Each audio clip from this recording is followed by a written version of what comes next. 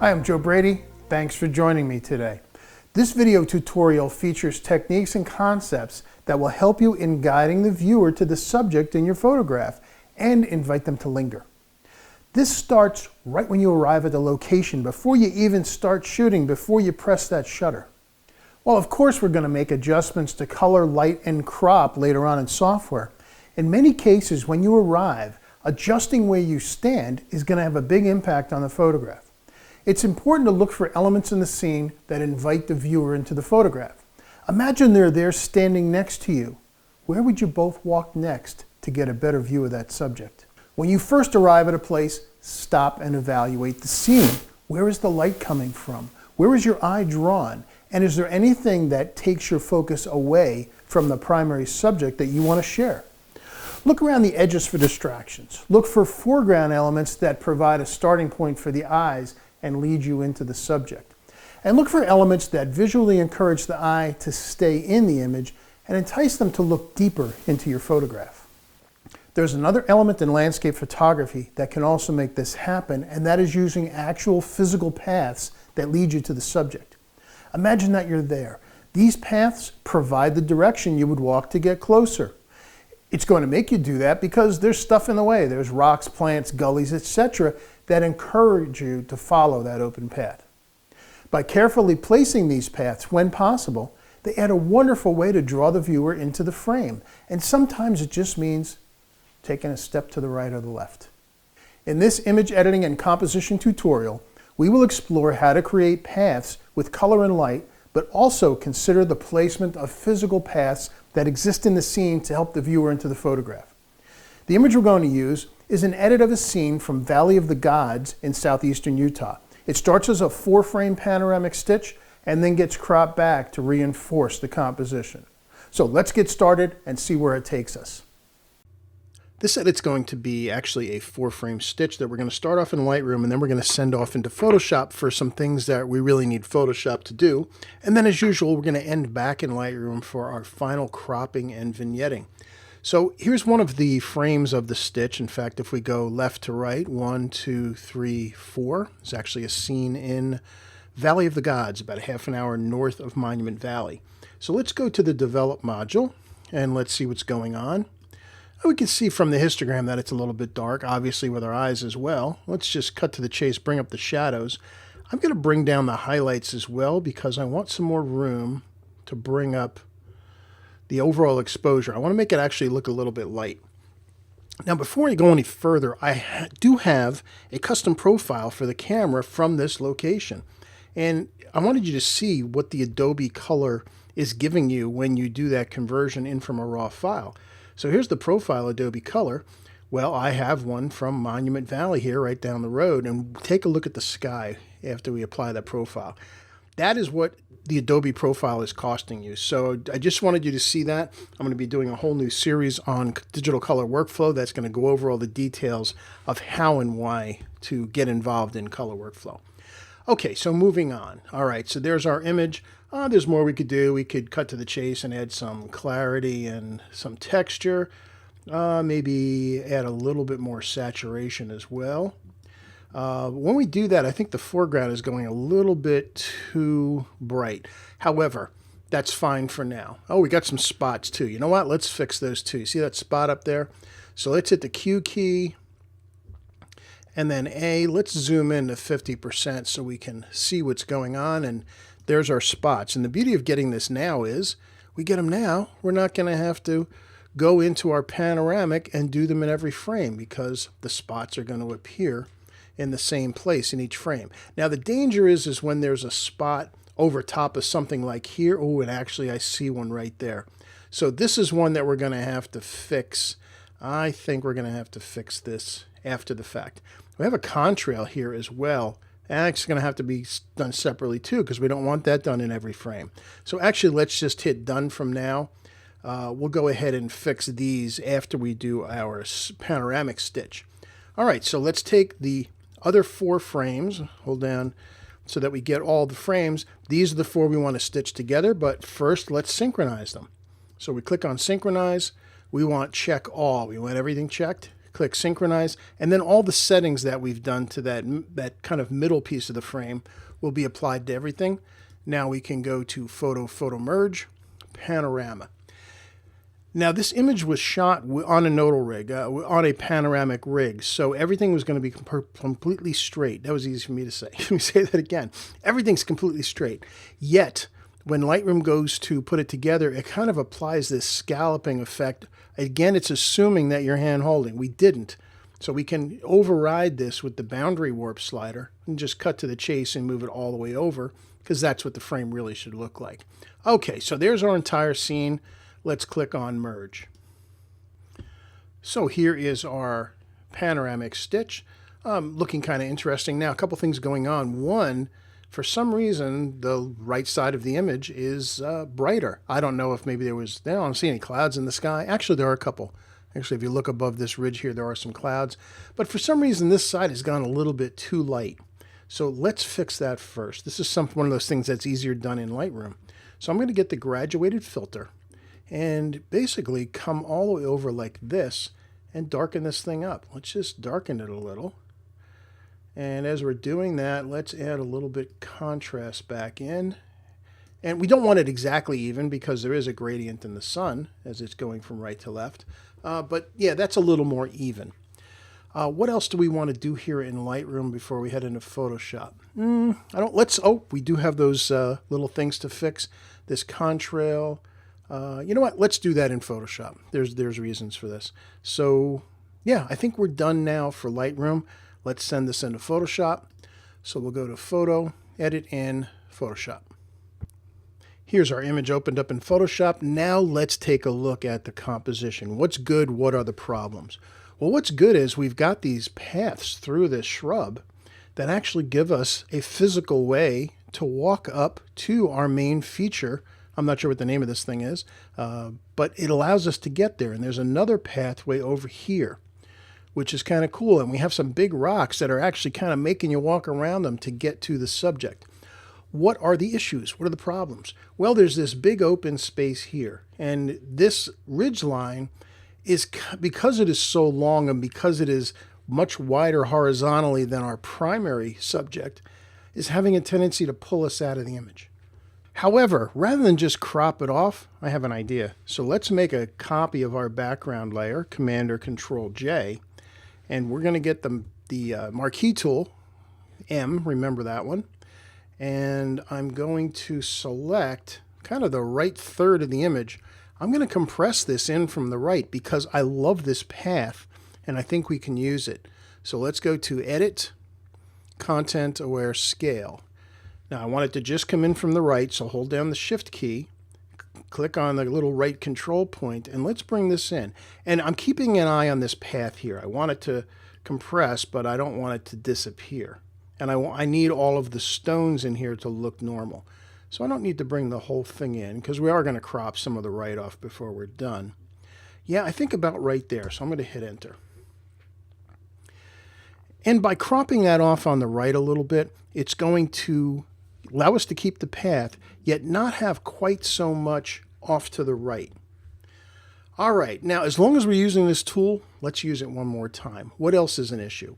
As much as I love the spacing of the brush on these paths, if you look at the physical size, let's just actually look at the physical height of our primary feature, which is this, and compare it to all of the stuff below, you can see that this is much taller. That's making this kind of minimized. We need to fix that.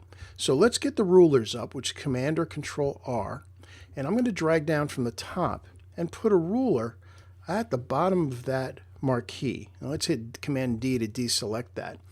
So I want the bottom of the image to come up closer to this line. So once again, with the marquee tool, I'm going to select, in this case, the entire bottom half of the image.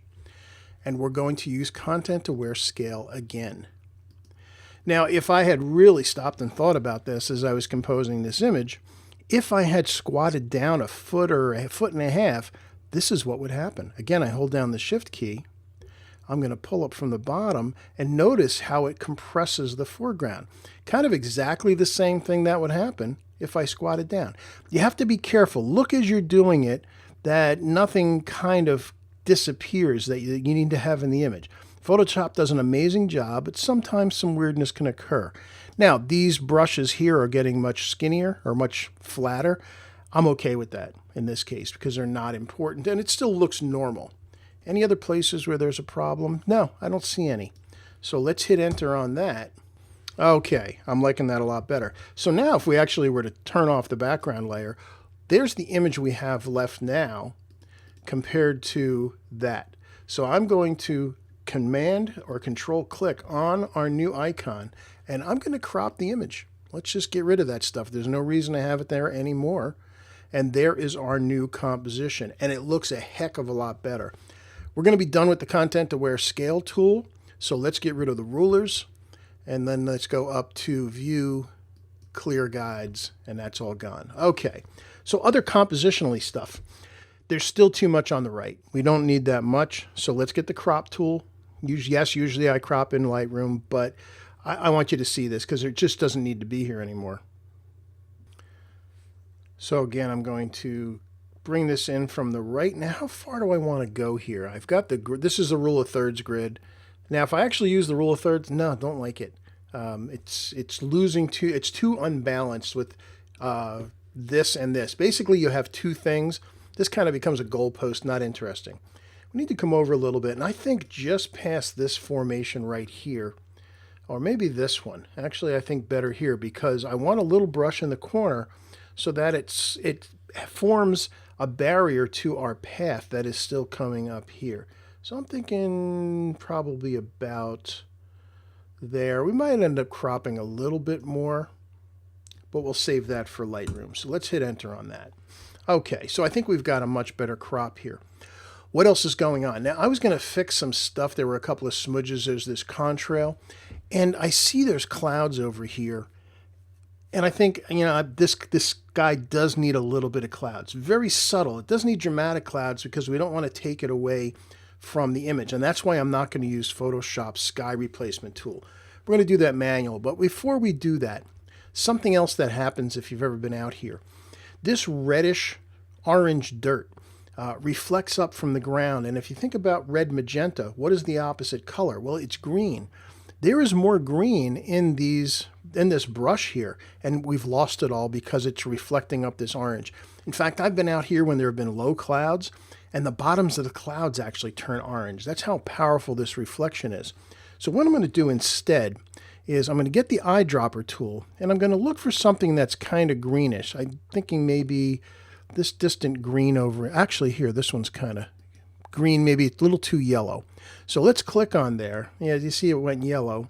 Let's bring it up to a green that's in the same family. I'm just changing the hue here up to a green. And let's hit OK, and I'm going to get a brush. And just so that we can do this on another layer, I'm going to Command J so we have a copy. Let's get a brush. And I'm going to paint it 10%. Let's see, here's at 100%. Again, the keyboard shortcut 1 gives us 10%. And I'm going to get a nice big soft brush. And just 10% green I'm going to put over top of this brush because I happen to know that that's what it looks like. We lost some of the green, as it happens all the time out here, because of the reflection of the reddish dirt. Kind of cancels out the green. I think this tree here is slightly dying, but we're going to put a little bit of life back into it by adding a little bit of green. All right. Good. Just subtle. Just a little bit. Just 10%. Okay, while we're here, what else is the problem? Well, the bottom of the image is too light. That's going to be easier to fix in Lightroom since we are going back there, but I do want to do a little burn-in dodging. So let's create a blank layer, bottom right, square with the plus sign in it. We're going to fill this with gray. So I'm going to go to Edit, Fill, 50% gray, hit OK. That gives us a gray layer. Up above there, where it says normal, we're going to change that to overlay. An overlay is a contrast adjustment layer. Anything that we now paint in white on here will go lighter. Anything we paint with black will go darker. The gray is optional. but it allows you to see where it is you're painting, and there's a reason I'll show you in just a minute. So I'm going to come over to the foreground background colors again, hit D, which means defaults for colors. Now we've got black and white. Same thing, I'm going to paint at 10% on this overlay layer. And what that allows us to do is just gently darken up. In fact, these areas, you can see they've gone a little light. These corners down here, even the shadows below the tree could be a little bit darker. So I'm going to darken these things that just seem a little too light. What this is allowing us to do by having this darker stuff is it's forming a better visual base for everything that's above it. Think of it as a pedestal. And by having this darker stuff on the bottom, it allows us to support this beautiful formation here better. And then after that, I'm going to go after the shadows. I'm going to come into some of the shadows here on some of the rocks and darken them up as well. In fact, there's a whole rock here and this one here. Oh, this we'll have to deal with separately. Now, while we're at it, I'm going to darken up the side of the formation a little bit. And that's got to go darker. Okay, so let's hide this where we are so far. So I'm going to turn the eyeball on and off. It doesn't maybe look like I did much, but watch how dramatic the change is. Look at that. Look how by having particularly the darker shrub in the foreground forms a stronger base for the image. Now conversely, I want to accentuate a visual path up to the formation. So I'm going to get a really big brush. Now I'm going to put white in the foreground by hitting the X key. And I'm going to draw a path, maybe a little bit smaller through here, that takes us up, right up to our formation. I'm going to end up darkening some of the other, and I'm also going to give you an alternate path. We're going to go ahead and use this little path here. That allows you to get there as well. All right, so I mentioned this one. Now this looks almost white. I think it's probably too white to darken. I might have to use a different way to do it. Let's hit the X key and see if we can paint it like 20%. And yeah, it helps, but it's not working. There's another way to do it. Let's just undo that. I'll show you that in a second. Again, the foreground right at our feet is a little too light. So let's darken. Oops, that was way too much. Let's hit 10%. Let's just darken that up a little bit. And these rocks here, let's darken them. And this thing here, as I darken it, it's getting a little too saturated, and that's a problem. So we're going to deal with that when we deal with this one as well. All right, so again, I want this, even though I wanted that light path, I want our shrubbery to stay dark. So now if we turn this on and off, look at the difference. All right, so this has gone a little too dark. Let's hit white on that, X. And let's work at 5%, 0.5. I just want to lighten this up a little bit. And then conversely, maybe put a little bit of dark at the base. Again, it's the pedestal for the formation. And again, as I'm doing that, darkening up this corner here a little bit. The other corner is plenty dark. All right, that's looking a lot better. Now, if we go back to normal, take a look. That's what we just did. And you can decide if any of these things that you've painted are a little too sharp. If you think they are and you want to blur them a little more, this is the beauty of having it set as gray. You can come up to Filter, Blur, add a Gaussian blur, and let's, if we do a whole bunch, you can see it gets very blurry. That would kind of defeat the purpose. I'm thinking, maybe about there, just to soften that up a little bit. It will make the transitions from light to dark better. Go back to overlay, and again, toggle on and off. And look at how much better the image looks. We've got a stronger base because of the darker shrubs. We've got a little bit of light on this side. You can see that gently leads you up to the monument. Very cool. All right, we're in a good spot. So let's go back to our last image layer, this layer 1 copy, and get the magic wand tool. So I'm going to click on this. I've got the tolerance for 32, anti-alias. I don't want contiguous on because we need to get in these fine tree branches there. So I click 1, that gets most of it. Hold down the Shift key, that turns it into an add, and then the same thing for the bottom right here. And good, we got the sky, so let's save it. So we go to Select, save the selection, just in case we need it again in the future. Now we've got our sky. Oh, now we have our sky selected. Now we need to go get a sky to put in here. Let's jump back into Lightroom for a second. I had a sky in mind that I had loaded into here. This one that's kind of subtle. Yeah, this one. That's got the moon. Let's see, is there any adjustments I want to make? I think maybe darken it up a little bit and add some more contrast. Don't like where the blue is going, so let's make that... Let's see. Yeah, I don't want the whites to get too light. In fact, let's add some dehaze to this. It's making the sky a little dark, but you know what? I already know we're not going to use the top of this. Also under Use Saturation Luminance, this is the part of the sky that's mostly going to get used. So let's push this to the blue a little bit. That's looking a lot better. There we go. So we'll hit done on there, and let's open this up in Photoshop. So Photo, Edit in Photoshop. All right, here's our sky. So I'm just going to Command A or Control A for selecting all, and then Command C, Control C to copy. So it's sitting on the clipboard. Oh, look, we've already got our sky selected. If we didn't, I'm going to deselect it. Remember, we saved it, which you can get back under Selection, Load Selection, come to Channel, and choose Sky. Hit OK. Now remember, our sky is still on the clipboard. I copied it. So we go to Edit, Paste Special. If Paste Special is grayed out, that means it's not sitting on the clipboard and you have to go back and get it.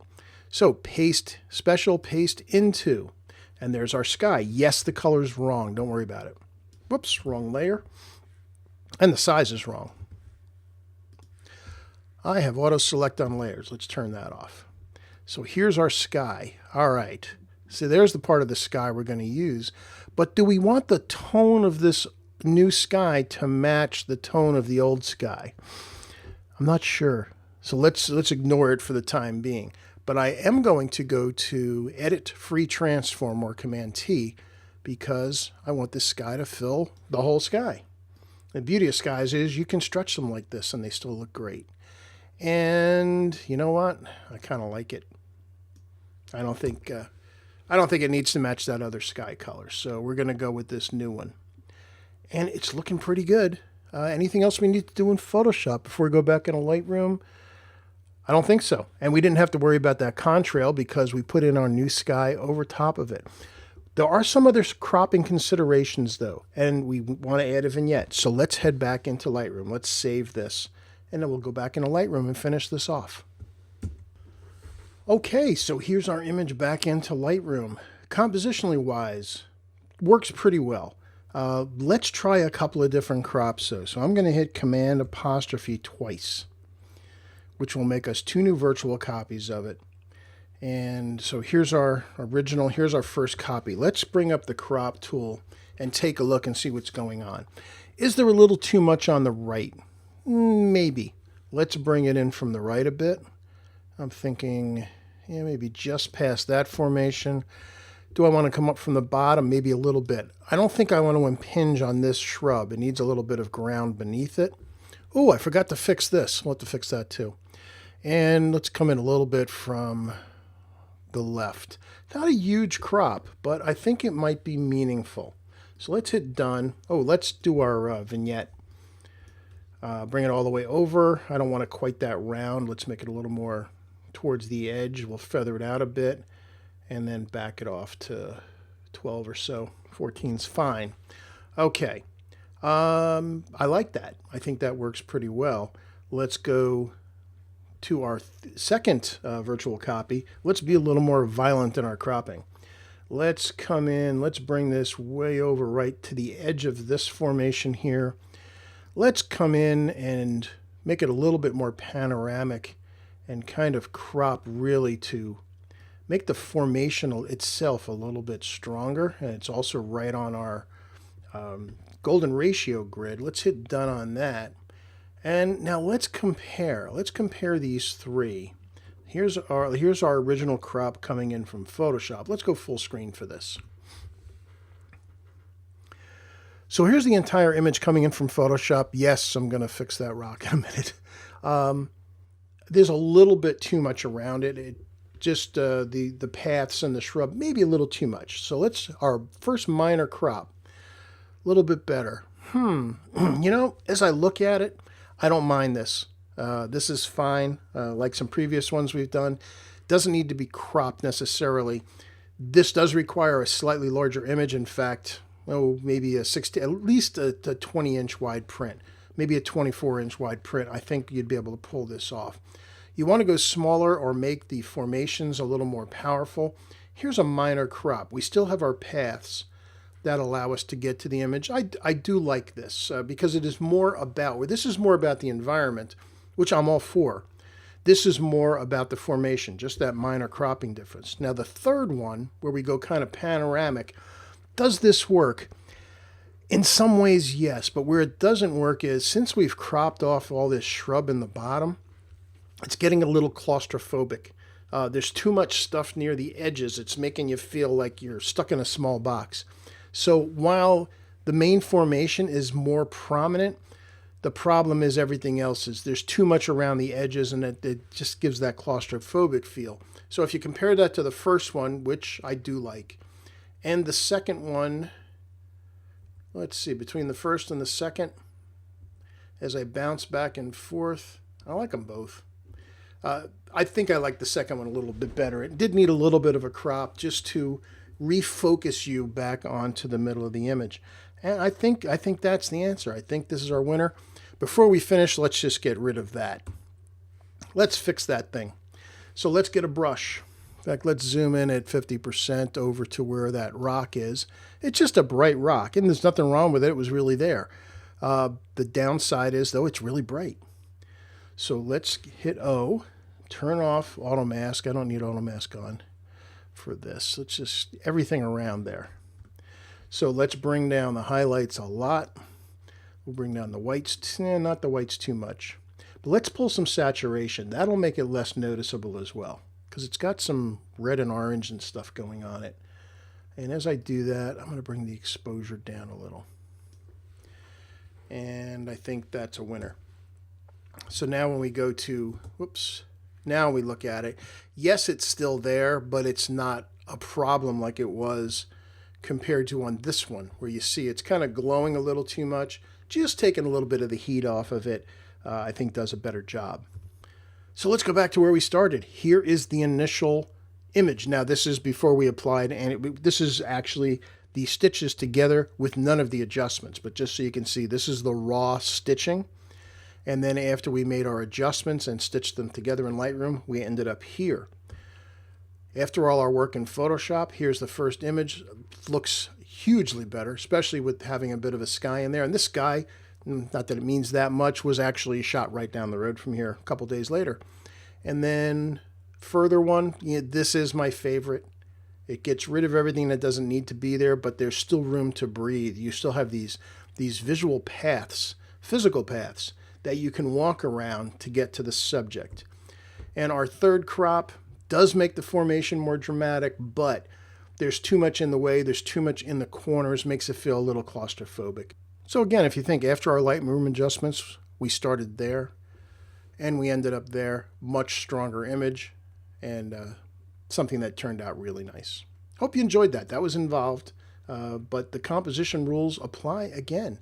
You can overcrop, you can undercrop. Think about the balance of what your primary subject is to the rest of the image.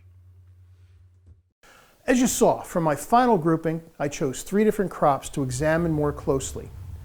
2 of the 3 worked pretty well, and which one I would print would mostly depend on how big the print was going to be. Now, I prefer the one with the main formation a little smaller, but a little more environment around it, because it tells a little better, probably a little better story about the place. The smaller one is also good. It presents the main formation fairly large, and it will probably fit into a standard frame and still work. The last one, however, it just crops off too much of the bottom of the image, and it creates all of these brushes in the way that keep you from physically getting deeper into the scene. Now, just as you should take your time when composing out in the field, take some time when editing your images to truly see what these small variations do to your image. When you're in the middle of the edit, sometimes it just pays to go do something else. Go get a coffee. Come back and look at the image edit after some time has passed. When you look at the image again with fresh eyes, you may see small changes that will make the image even better. If you do this, your prints will have better flow and composition, they'll have more impact and more staying power. Hope you enjoyed this tutorial. Thank you for joining me. Thanks for watching. See you online again soon. Bye-bye.